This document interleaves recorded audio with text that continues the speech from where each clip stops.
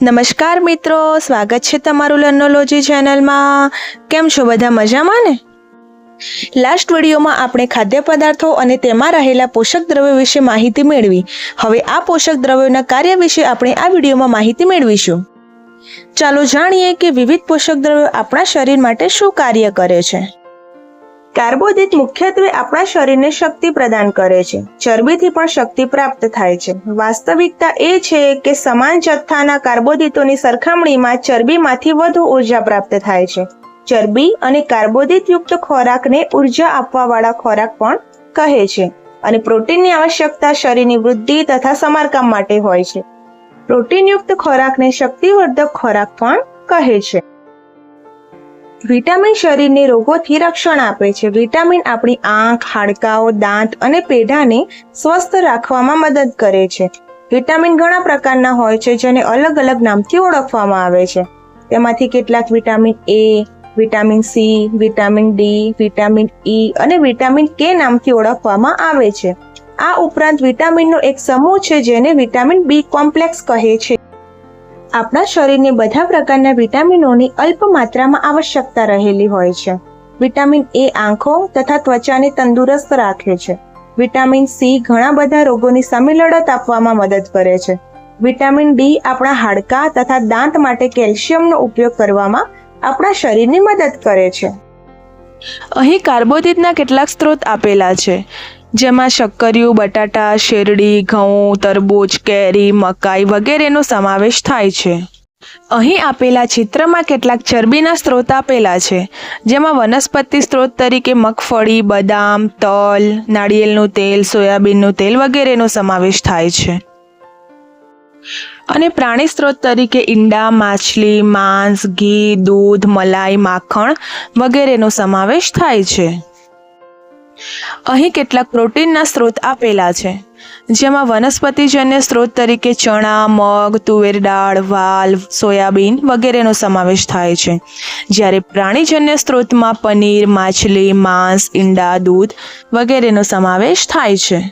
અહીં વિટામિન એના સ્ત્રોત તરીકે પપૈયું, ગાજર, કેરી, દૂધ, માછલીનું તેલ વગેરે વનસ્પતિ અને અન્ય પદાર્થોનો સમાવેશ થાય છે, જ્યારે વિટામિન બીના સ્ત્રોત તરીકે ચોખા, ઘઉં, યકૃત વગેરેનો સમાવેશ થાય છે, જ્યારે વિટામિન સીના સ્ત્રોત તરીકે જામફળ, લીલા મરચાં, લીંબુ, આમળા, ટામેટાં, નારંગી વગેરેનો સમાવેશ થાય છે અને વિટામિન ડીના સ્ત્રોત તરીકે માછલી, ઈંડા, યકૃત વગેરેનો સમાવેશ થાય છે।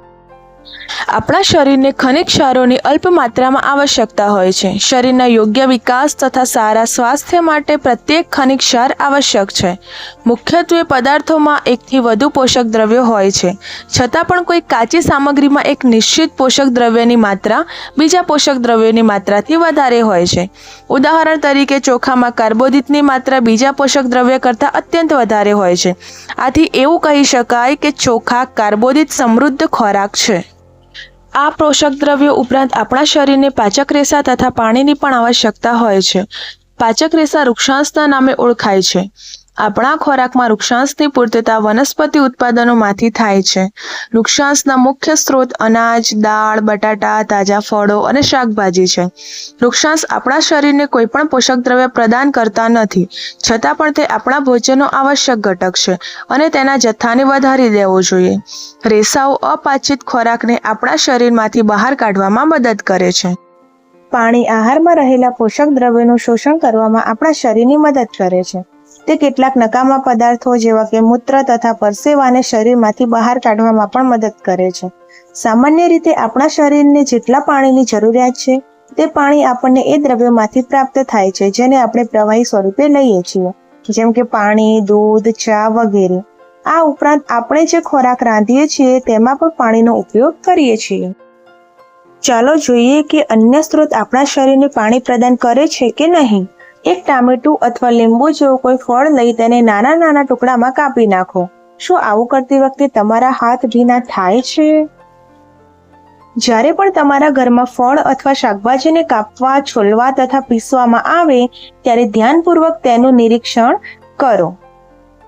શું તમને એવા તાજા ફળ કે શાકભાજી વિશે ખ્યાલ છે કે જેમાં પાણીની માત્રા નથી હોતી? આપણે જોઈએ છીએ કે કેટલાક ખાદ્ય પદાર્થોમાં પાણી હોય છે, કેટલાક અંશે આપણા શરીરની પાણીની જરૂરિયાત આવા જ પાણીથી પૂર્ણ થઈ જાય છે. આ ઉપરાંત કેટલાક ખાદ્ય પદાર્થોને રાંધતી વખતે પણ તેમાં પાણી નાખીએ છીએ. આ ઉપરાંત આપણે હવે સમતોલ આહારની માહિતી મેળવીશું. સામાન્ય રીતે સમગ્ર દિવસ દરમિયાન આપણે જે પણ ખાઈએ છીએ તેને આહાર કહેવાય છે. આપણા શરીરની વૃદ્ધિ અને સારા સ્વાસ્થ્યને બનાવી રાખવા માટે આપણા આહારમાં એ બધા જ પોષક દ્રવ્યો આવશ્યક માત્રામાં હોવા જોઈએ, જેની આપણા શરીરની આવશ્યકતા છે. કોઈ પણ પોષક દ્રવ્ય જરૂરિયાતથી વધારે ન હોવું જોઈએ કે ન ઓછું હોવું જોઈએ. આપણા આહારમાં પર્યાપ્ત માત્રામાં રેસાઓ તથા પાણી પણ હોવા જોઈએ. આ પ્રકારના આહારને સમતોલ આહાર કહે છે. શું તમે વિચારો છો કે પ્રત્યેક વય જૂથના માણસોને એક જ પ્રકારના આહારની આવશ્યકતા હોય છે? શું તમે એવું પણ વિચારો છો કે આપણો સમતોલ આહાર આપણા શારીરિક કાર્ય પર આધાર રાખે છે? તો ચાલો જોઈએ. કઠોળ, મગફળી, સોયાબીન, અંકુરિત બીજ એટલે કે મગ અથવા ચણા, આથવણવાળો ખોરાક એટલે કે સાઉથ ઇન્ડિયન ખોરાક જેમ કે ઇડલી, લોટનું મિશ્રણ એટલે કે મકાઈની રોટલી, અનાજ કે કઠોળના બનેલા થેપલા, કેળા, પાલક, દાળિયા, ગોળ, શાકભાજી અને આવા પ્રકારના અન્ય ખોરાક ઘણા બધા પોષક દ્રવ્યો ઉપલબ્ધ કરાવે છે. એટલા માટે કોઈ પણ વ્યક્તિ ખર્ચાળ ખોરાક સિવાય પણ સમતોલ આહાર ખાઈ શકે છે. યોગ્ય પ્રકારનો આહાર લેવો એ જ માત્ર જરૂરી નથી, પરંતુ તેને યોગ્ય રીતે રાંધેલો હોવો જોઈએ, જેથી તેના પોષક તત્વો નષ્ટ ન થાય. શું તમે જાણો છો કે ખોરાક રાંધવાથી કેટલાક પોષક તત્વો નષ્ટ થઈ જાય છે? શાકભાજી તથા ફળોને જો છાલ ઉતારીને કે કાપીને ધોવામાં આવે તો શક્ય છે કે તેમાંથી કેટલાક વિટામિન નષ્ટ થઈ જાય. શાકભાજી તથા ફળોની છાલમાં કેટલાક મહત્વના વિટામિન તથા ખનિજ ક્ષાર હાજર હોય છે. ચોખા તથા દાળને વારંવાર ધોવાથી તેમાં રહેલા વિટામિન તથા કેટલાક ખનિજ ક્ષાર દૂર થઈ જાય છે. આપણે જાણીએ છીએ કે રાંધવાથી ખોરાકનો સ્વાદ વધી જાય છે તથા તે પચવામાં સરળ રહે છે. તેની સાથે સાથે રાંધવાથી કેટલાક પોષક તત્વોને નુકસાન પણ પહોંચે છે. જો ખોરાક રાંધવામાં વધારે પાણી ઉપયોગમાં લેવામાં આવે તથા ત્યારબાદ તે પાણીને ફેંકી દેવામાં આવે તો તે પાણીમાં કેટલાય મહત્વના પ્રોટીન અને ખનિજ ક્ષાર દૂર થાય છે. ખોરાક ગરમ કરવાથી સરળતાથી વિટામિન સી નષ્ટ થઈ જાય છે. એક બાળકે વિચાર્યું કે હંમેશા ચરબીયુક્ત આહાર ખાવો જ યોગ્ય છે. એક વાટકી કાર્બોદિતયુક્ત ખોરાકની તુલનામાં એક વાટકી ચરબીવાળો ખોરાક વધારે ઉર્જા આપે છે. ખરું ને? આથી તેણે તળેલી વસ્તુઓ જેવી કે સમોસા, પૂરી, મલાઈ, રબડી, પેંડા વગેરે ભરપૂર ચરબીયુક્ત આહાર ખાધો. તેના સિવાય અન્ય ખોરાક ખાધો નહીં. શું તમે વિચારો છો કે તેણે ઠીક કર્યું હશે? ના, બિલકુલ નહીં. આટલું વધારે પડતું ચરબીયુક્ત ભોજન આપણા માટે હાનિકારક સાબિત થઈ શકે છે. આપણા ભોજનમાં ચરબીની વધુ માત્રા મેદસ્વીતાનું કારણ બને છે. ત્રુટિજન્ય રોગો એવા રોગો કે જે પોષક દ્રવ્યોના લાંબા સમય સુધીના અભાવના કારણે થાય છે તેને ત્રુટિજન્ય રોગો કહે છે. વ્યક્તિ પોષણ માટે પર્યાપ્ત ભોજન લઈ રહ્યો છે, પરંતુ ક્યારેક તેના ખોરાકમાં કોઈ ચોક્કસ પોષક દ્રવ્યોની ત્રુટિ એટલે કે ઉણપ હોય છે. જો આ ઉણપ લાંબા સમય સુધી રહે તો તે વ્યક્તિમાં કેટલીક ખામી ઉત્પન્ન થાય છે. એક કે વધુ પોષક દ્રવ્યોની ઉણપ આપણા શરીરમાં રોગ કે વિકૃતિઓ ઉત્પન્ન કરી શકે છે. જો કોઈ વ્યક્તિ તેના આહારમાં પર્યાપ્ત પ્રોટીન નથી લઈ રહી તો તેની વૃદ્ધિ કુંઠિત થવી, ચહેરો ફૂલી જવો, વાળનો રંગ ફીકો પડવો, ત્વચાના રોગો અને ઝાડા જેવા રોગો થઈ શકે છે. જો કોઈ વ્યક્તિ પ્રોટીન તથા કાર્બોદિત જેવા આહારથી લાંબા સમય સુધી વંચિત રહે તો તેની વૃદ્ધિ સંપૂર્ણ અટકી જાય છે. આવી વ્યક્તિ ખૂબ જ દુબળી પાતળી થઈ જાય છે. તે એટલી દુબળી થઈ જશે કે ચાલવા માટે પણ અસમર્થ થઈ જાય છે. વિવિધ વિટામિનો અને ખનિજ ક્ષારોના અભાવથી રોગ અથવા વિકૃતિઓ થઈ શકે છે. આવા ત્રુટિજન્ય રોગોને સમતોલ આહાર લેવાથી અટકાવી શકાય છે. વિટામિન અને ખનિજ ક્ષારોના ઉણપના કારણે થતા કેટલાક રોગો અને વિકૃતિઓ કોષ્ટકમાં આપેલ છે. કોષ્ટકમાં જોઈએ તો વિટામિન તથા ખનિજનું નામ, તેનાથી થતા ત્રુટિજન્ય રોગ અથવા તો વિકૃતિ અને તેના જોવા મળતા ચિહ્નો, આટલી વસ્તુ તેમાં સમાવેશ કરી છે. હવે જોઈએ વિટામિન એ, તો એનાથી દ્રષ્ટિહીનતા અથવા તો રતાંધણાપણું નામનો રોગ થાય છે, જેના ચિહ્નો જોઈએ તો નબળી દ્રષ્ટિ, રાત્રે ઓછું દેખાવું, ક્યારેક સંપૂર્ણપણે દેખાતું બંધ થઈ જવું.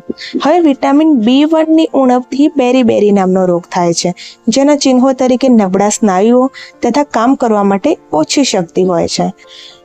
ત્રીજું વિટામિન સી જોઈએ તો તેમાંથી સ્કર્વી એટલે કે તેના ઉણપથી સ્કર્વી નામનો રોગ થાય છે અને તેના ચિહ્નો તરીકે પેડામાંથી લોહી નીકળવું, ગામાં રોજ આવવા માટે વધુ સમય લાગવો. હવે વિટામિન ડીની ઉણપથી રિકેટ્સ અથવા તો સુક્તાન નામનો રોગ થાય છે, જેના ચિહ્નો હાડકાઓનું નાજુક બનીને વળી જવું છે. હવે કેલ્શિયમની ઉણપથી હાડકાં અને દાંતનો કોહવાળ થાય છે, જેમાં નબળા હાડકાં અને દાંતમાં સડો જોવા મળે છે. આયોડિનની ઉણપથી ઘોઈટન નામનો રોગ થાય છે, જેમાં ગરદનમાં આવેલ ગ્રંથિ ફૂલી જાય છે અને બાળકોમાં માનસિક મંદતા જોવા મળે છે. અને છેલ્લું આયર્નની ઉણપથી એનિમિયા એટલે કે પાંડુ રોગ નામનો રોગ થાય છે, જેમાં આપણે શરીરમાં નબળાઈ જોવા મળે છે. કોષ્ટકમાંના જોવા મળતા કેટલાક રોગોના મેં ચિત્રો અહીં આપેલા છે. આવા બધા રોગ આપણને ન થાય તેથી આપણે હંમેશા ખોરાકમાં સમતોલ આહારનો જ ઉપયોગ કરવો જોઈએ, જેમાં વિટામિન અને ખનિજ ક્ષારોની ભરપૂર માત્રા તમને પ્રાપ્ત થઈ રહેશે. તો અહીં આપણે આહારના ઘટકોનો પાર્ટ 2 કમ્પ્લીટ કરીએ છીએ અને આની સાથે જ આપણું આ ચેપ્ટર પૂરું થાય છે. જો તમને બધાને મારો વિડીયો અને મારું એક્સપ્લેનેશન પસંદ આવ્યું હોય તો ફટાફટ મારા વિડીયોને લાઈક, કમેન્ટ અને શેર કરી દો. અને જો મારી ચેનલ પર નવા હો તો ફટાફટ સબસ્ક્રાઈબ કરીને બેલ આઇકોનને પ્રેસ કરી દો. Thank you.